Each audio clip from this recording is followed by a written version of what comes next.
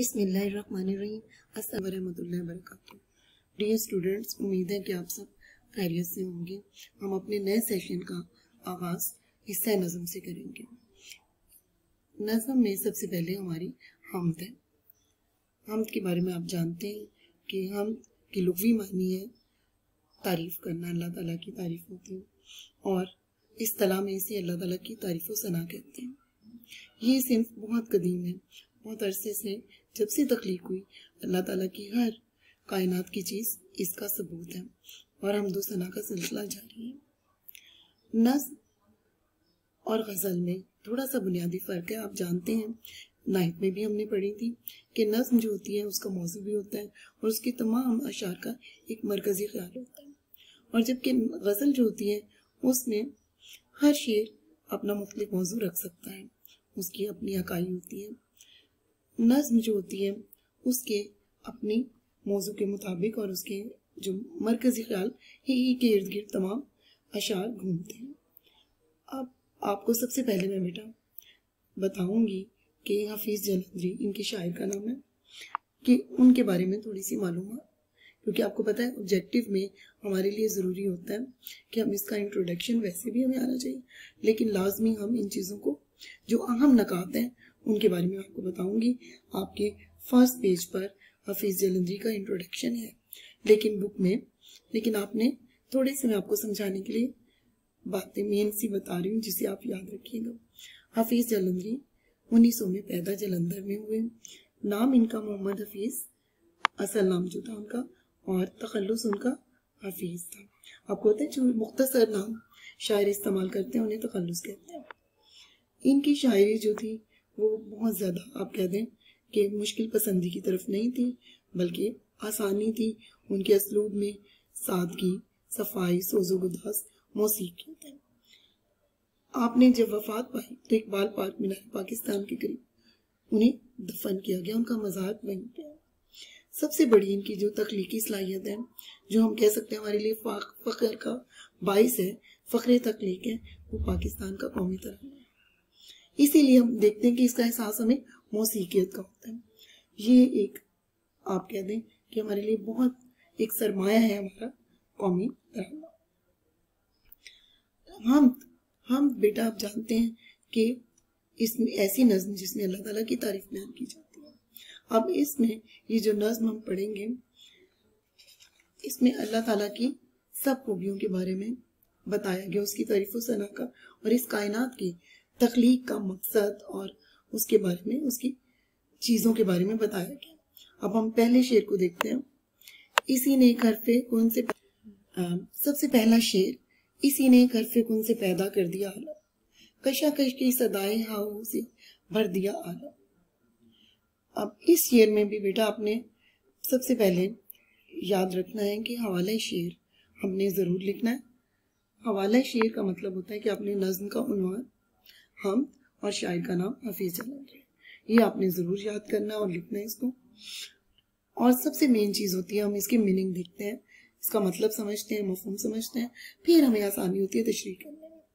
हरफ़े कुन यानी एक हर्फ का कह दिया, आलम दुनिया, कशाकश कशमकश, खींचा तानी, सदाए हाउ यानी शोर आवाज़ों का, भर दिया पैदा कर दिया।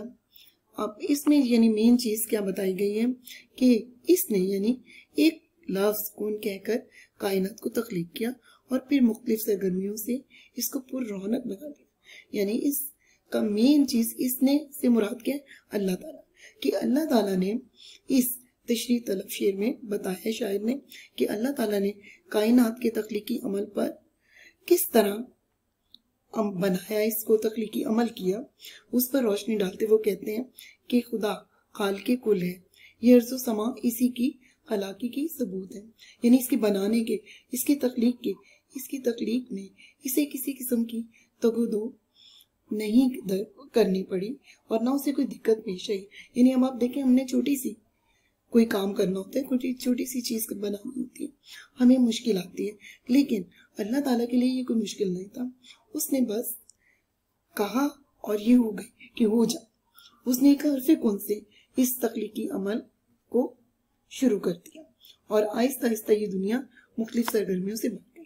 اب اسی میں ہم انہی الفاظ کو قرآن پاک کے ارشاد میں الفاظ میں دیکھتے ہیں کہ قرآن پاک میں کیا ارشاد فرمایا گیا ہے کہ اس امر تخلیق یعنی فقط یہ کہ کسی چیز کا پیدا یا شے کا پیدا فرمانا چاہتا ہے تو اسے فرما دیتا ہے، ہو جا تو فوراً ہو جاتی ہے، یعنی ظاہر ہو جاتی ہے۔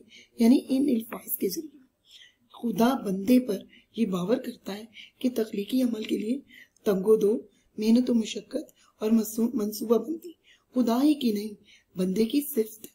یعنی جب جو کام اللہ تعالیٰ نے بغیر کسی تگ و دو کے لیے لیکن انسان کے لیے بنا، اس کے لیے اس کے فائدے کے لیے خدا کسی چیز کو بنانے کے لیے صرف کن ہو جا کا حکم دیتا ہے، اور پھر کیا ہوتا ہے کہ خدائی حکم کے تابع ہر شے فیکون یعنی ہو جاتی ہے اور عمل سے گزر کر فوراً ہمارے سامنے آ جاتی ہے۔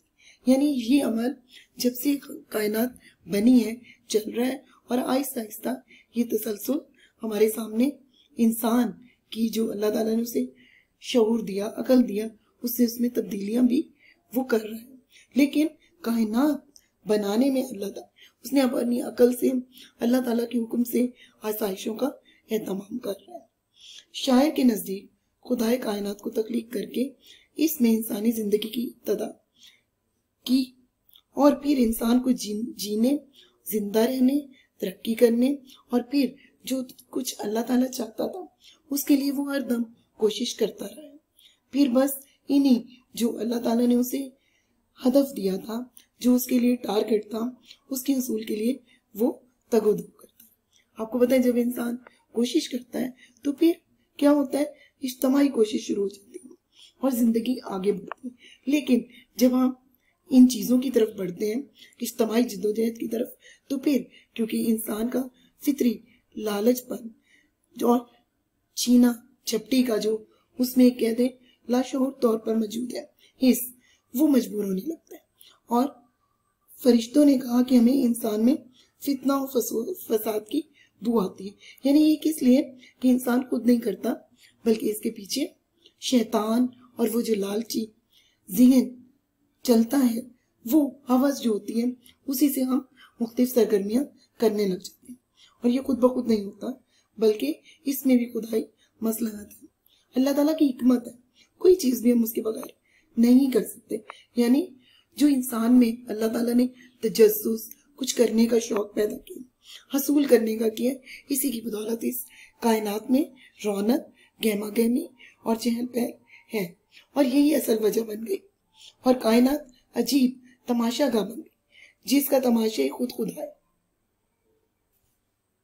اور اللہ تعالیٰ نے اسے بنا کر انسان کو اس کا شعور دیا اور کوشش کرنے کے لیے اسے ایک آپ کہہ دیں کہ ایک حص دی، ایک جدوجہد کا جذبہ دیا تاکہ وہ اس دنیا میں نت نئی چیزیں لائے۔ لیکن ہم شیطان کے پیچھے ہوتے ہوئے ان چیزوں کی دوڑ میں کچھ غلط کام بھی کر جاتے ہیں، اور اسے نہیں ہونا چاہیے، اور انسان کو ہمیشہ چاہیے کہ وہ اچھے کام کرے۔ شعر کے دوسرے مصرعے میں انسانی حیات کی گہما گہمی کو کشاکش کی صدائے جیسے الفاظ سے بیان کرنا حفیظ جلندری کی فنی مہارت کا فنی ثبوت ہے، اور یہ بحیثیت ہم کہہ سکتے ہیں شاعری کی جب خصوصیت دیکھتے ہیں تو یہ بہت بڑی خصوصیت ہے کہ اس نے ان دونوں لفظوں کو ملا دیا کہ رونق بھی آ گئی اور پھر ساتھ ایک کشمکش بھی پیدا ہو گئی۔ آپ کو پتہ ہے جب ہم بہت سے لوگ ایک گھر میں بھی رہتے ہیں تو آپس میں تھوڑی سی آپ کو کہہ دیں ناچاکی پیدا ہو جاتی ہے اور مختلف آگے بڑھنا چاہتے ہیں۔ اسی طرح دنیا میں بھی جب اتنے انسان ہیں تو پھر گہما گہمی کے ساتھ ساتھ تھوڑے سے مسائل بھی پیدا ہوئے، کچھ لڑائی جھگڑے بھی ہوئے، مختلف آوازیں بھی آئیں۔ وہ اسی چیز کو اس نے بہت خوبصورت انداز میں بیان کیا ہے۔ یہ کائنات ابھی ناتمام ہے شاید، یہ کائنات ابھی ناتمام ہے شاید کہ آ رہی ہے دمادم صدائے کن فیکون۔ کتنا خوبصورت شعر ہے کہ ہمیں ہر طرف سے بس ہو جا، اور اس تخلیق میں آواز آ رہی ہے کہ اللہ تعالیٰ نے اس کو بنایا۔ شعر نمبر 2، نظام آسمانی ہے اسی کی حکمرانی سے، بہاری جاودانی ہے اسی کی باغبانی سے۔ اب اس میں دیکھیں کتنا خوبصورت نظام آسمانی کے آسمان کا نظام، جتنے بھی فلکی نظام ہیں، چاند سورج وہ، اور حکمرانی حکومت کرنا، بہاری جاودانی، ہمیشہ رہنے والی خوشیاں، بہار آپ کو پتہ ہے اچھی خوشی کے معنوں میں استعمال ہوتا ہے، اسی کی باغبانی یعنی اسی کا رکھوالا ہے، اسی کا مالک ہے، اسی کی دیکھ بھال کرنے والا ہے۔ اب سب سے پہلے جو حوالہ شعر آپ نے اسی طرح جب آپ کریں گے تو آپ نے لکھنا ہے، کیونکہ بار بار تکرار یہاں پہ تو میں نے اس لیے لکھا، لیکن آپ نے اس کو ضرور لکھنا۔ اور نظم کا نام کیا ہے؟ حمد، اور شاعر کا نام حفیظ جلندری۔ مفہوم سب سے پہلے ہم اس کا مطلب لیں گے کہ آسمان پر فلکی نظام خدا کی تابع ہے، اور زمین پر مظاہر قدرت کی بہار بھی خدا کی باغبانی سے ہے۔ یعنی اب آپ دیکھیں فلکی نظام کیا ہے، جتنا بھی چاند سورج ستارے ہمیں نظر آتے ہیں یہ بھی خدا کے تابع، یعنی وہ بھی اسی کے حکم سے روشن ہوتے ہیں، طلوع و غروب ہوتے ہیں۔ اور زمین پر جتنے بھی ہمیں مظاہر نظر آتے ہیں، ظاہری چیزیں نظر آتی ہیں، وہ بھی اللہ تعالیٰ کی خوشی کا ثبوت ہے، اسی کی بہار سے۔ کیونکہ اللہ تعالیٰ اگر دنیا میں رونق نہ بخشتے ہیں، ہمیں چیزیں نہ دیتے تو کبھی بھی دنیا اتنی خوبصورت نہ ہوتی۔ اب یہ میں نے جیسے آپ کو پوائنٹس بتائے، تشریح میں یاد رکھنا آپ نے کہ تمہید آپ نے شروع اسی طرح کے مطلب کی۔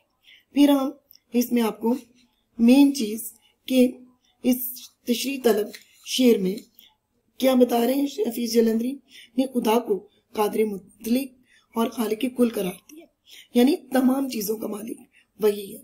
زمین و آسمان پہ جو کچھ بھی ہمیں آراستہ نظر آتا ہے وہ خدا کی کارگری کا ثبوت ہے، یعنی کاریگری ہوتا ہے بنانے والا، کہ جو کچھ اس نے بنایا اس میں ہمیں اسی کا عکس نظر آ رہا ہے۔ اور انسان کے سر پر جو ہمیں بے ستون سایہ نظر آتا ہے وہ بھی کیا ہے؟ آسمان ہے۔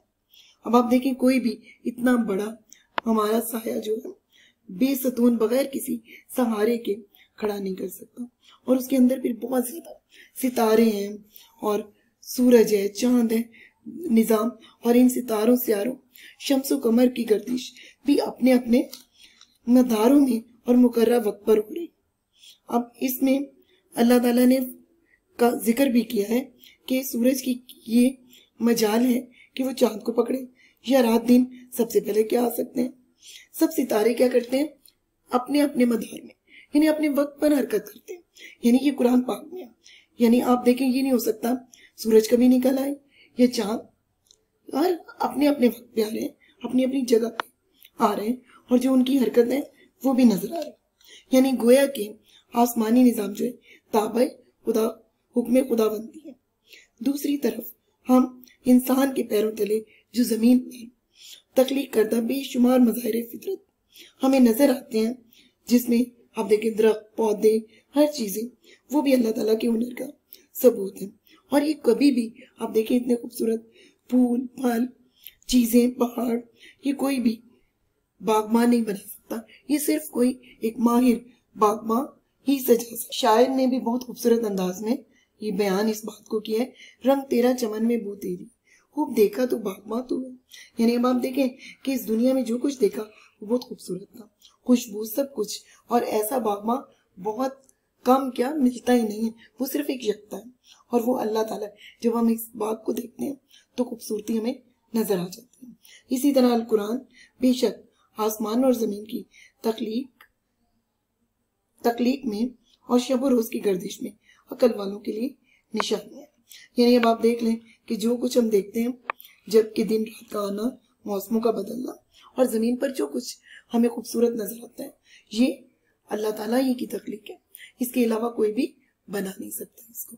اس لیے ہمیں اللہ تعالیٰ کا شکر ادا کرنا چاہیے، اور ان نعمتوں کا ہمیشہ مثبت استعمال کرنا چاہیے۔ ہمیں اللہ تعالیٰ نے اتنی نعمتیں دی کہ ہم جتنا بھی شکر ادا کریں وہ بہت کم ہے۔ اتنے سرسبز میدان ہیں، پہاڑ ہیں، بدلتی رتیں ہیں یعنی موسم ہے، کھلتے پھول ہیں، اور بادل ہیں، بہتے دریا ہیں، چلتی ندیاں ہیں، یہ سب کچھ ہم جو دیکھتے ہیں یہ اللہ کی تخلیق کردہ حسین و جمیل مظاہر ہے، جنہیں خدا نے نہ صرف ایک ماہر مالی کی طرح شعر نمبر 2 ہمارا اسٹوڈنٹس مکمل ہو گیا تھا. اسی سے تعلق ہے تیسرے شعر کا بھی. دیکھیں آپ, اس میں اللہ تعالیٰ کی انہی مظاہر کا ذکر کیا گیا. زمین پر جلوہ آ رہا ہے مظاہر اس کی قدرت کے, بچھائی ہیں اسی داتا نے دسترخوان نعمت کے. اب جلوہ آ رہا ظاہر ہونا ہوتا ہے, مظاہر جو کچھ ہمیں نظر آتا ہے. داتا مالک ہوتا ہے, دسترخوان کھانے کا کپڑے کو کہتے ہیں, نعمت انعام ہوتا ہے. اب اس شعر میں بھی حافظ جلندری نے بہت خوبصورت انداز میں ہمیں بتایا اس کا مطلب کہ زمین پر اس قدرت کے مظاہر اپنا جلوہ دکھا رہے ہیں. اسی دینے والے نے نعمتوں کے دسترخوان بچھائے, یعنی کس نے؟ اللہ تعالیٰ نے. کہ زمین پر جو کچھ ہمیں نظر تو آتا ہے لیکن اس کے ساتھ ساتھ جو کچھ ہم کھاتے ہیں وہ بھی وہی دینے والا ہے. اب آپ نے اسی طرح پہلے اس کا حوالہ ہے, شعر دینا ہے کہ شاعر کا نام, نظم کا نام ضرور آپ نے لکھنا ہے, اور اس کے بعد اس کا مفہوم اور پھر تشریح. تشریح جب آپ کرتے ہیں آپ کو پتا آپ نے مفہوم کو مد نظر. شعر طلب, یہ جو تشریح طلب شعر میں حافظ جلندری نے خدا کی خلاقی اور رضا کی صفت کو نمایاں کیا. یعنی کس کو؟ کہ بنانے کو, اور جو رزق کی صفت کو. خدا کا کوئی ظاہری وجود نہیں ہے لیکن اس زمین پر اس کی قدرت کی کئی نشانیاں دکھائی دیتی.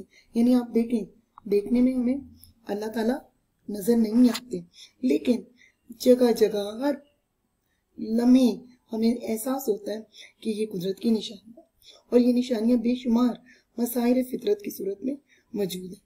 یعنی اب آپ دیکھیں بے ستون تاروں بھرا آسمان ہے, اور زمین پر بلند بالا پہاڑ, اور پھر ان سے جھرنے, دریا, اور پھل پھول, اجناس, کھیت کھلیان, ساری چیزیں جو ہیں یہ عقل و دانش کے لیے خدا کے وجود کا احساس ہی تو ہیں. انہیں خدا کی ذات و صفات کے ذریعے ہم دیکھتے ہیں اور اس کا نشان ہمیں ملتا ہے. شاعر نے اسی چیز میں ہمیں بتایا کہ لاکھوں پردے میں بے پردہ تو ہے, سو نشانوں میں بے نشان تو ہے. یعنی کہ بے شک ہمارے سامنے بے شک پردے ہیں, ہمیں کچھ نظر نہیں آ رہا اللہ تعالیٰ کا وجود, لیکن جو نشانیاں ہیں اس پر سب کچھ ظاہر ہوگی. اب آپ دیکھیں کہ بنجر زمین ہے, اللہ تعالیٰ کا احسانات ہے کہ بے ویران, بے آباد, اجاڑ اسے قابل کاشت بنایا, اور پھر انسان نے اس پر غذائی اجناس اگائے. اور جب انسان ایک بیج بوتا ہے تو خدا اس میں سے کئی سو دانے پیدا کر دیتا ہے, اور اس کے لیے انسان کے لیے غذا کا سلسلہ چلتا ہے. یعنی آپ دیکھیں کہ جو کچھ ہم کھاتے ہیں سب اللہ تعالیٰ کی نعمتیں, اور پھر اللہ تعالیٰ اپنی عقل سے اس میں بے شمار اضافہ کرتا ہے. ہمیں جو نت نئے کھانے اپنے دسترخوان پہ نظر آتے ہیں, پھل سبزیاں, اور پھر اسے بنا کر اللہ تعالیٰ نے انسان کے لیے آسمان سے من و سلوہ کے خوان اتارے تھے.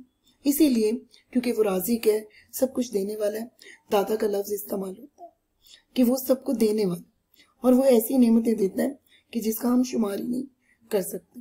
تو اللہ تعالیٰ جو ہے وہ جو کچھ ہمیں زمین پر اور آسمان پر نظر آتا ہے وہ سب کچھ بنانے والا ہے, اور اس میں بے شک انسان کی عقل بھی ہے, ہمیں اتنے نظر آتے ہیں لیکن مہیا کس نے کی, بنائی کس نے, اور وہ شعور بھی اللہ تعالیٰ نے انسان کو دیا. اسی لیے شاعر نے بہت خوبصورت الفاظ استعمال کیے, داتا. داتا یعنی مالک, اور یہ اللہ تعالیٰ کے لیے کہ اسی نے ہمیں یہ جو ہمارے دسترخوان کی زینت مختلف پکوان ہے وہ اللہ تعالیٰ کا ایک انعام ہے, انسان کو انعام دیا.